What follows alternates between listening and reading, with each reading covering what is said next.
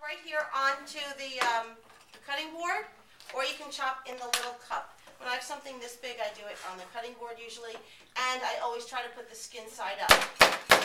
If you've had a bad day, you can come home and just chop your troubles away.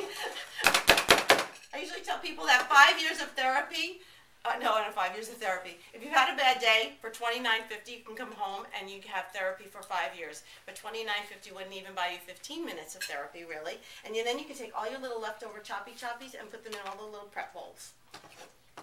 Now, if you want it more fine than that, you can just keep at it. You chop at it, and the more you chop, the finer it gets.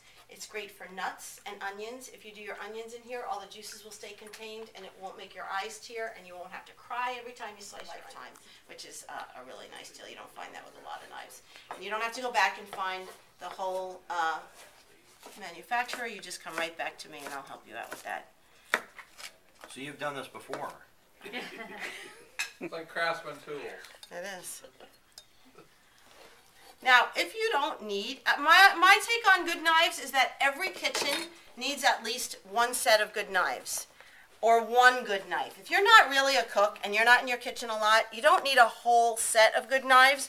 My philosophy is that you need at least one really good knife. For the people who disliked it, I couldn't get comfortable with it. I didn't know what to do with it. I didn't know how to handle it.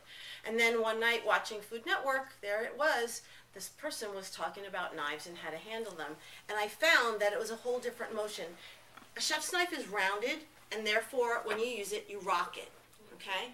But this has got a straight blade across. So actually what you have to do when you're using this kind of a knife is to choke all the way up, and you have to put your thumb on the blade so that you have control over the knife. And this will give you a great deal of control. And now it's not a rocking motion because it's not shaped like a half moon, but it's a downward and forward motion.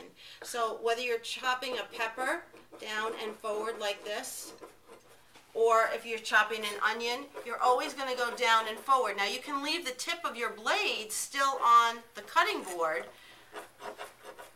but it's a way different motion. And once you have that and you have the control by having your thumb actually on the blade, it's absolutely an incredible difference in how the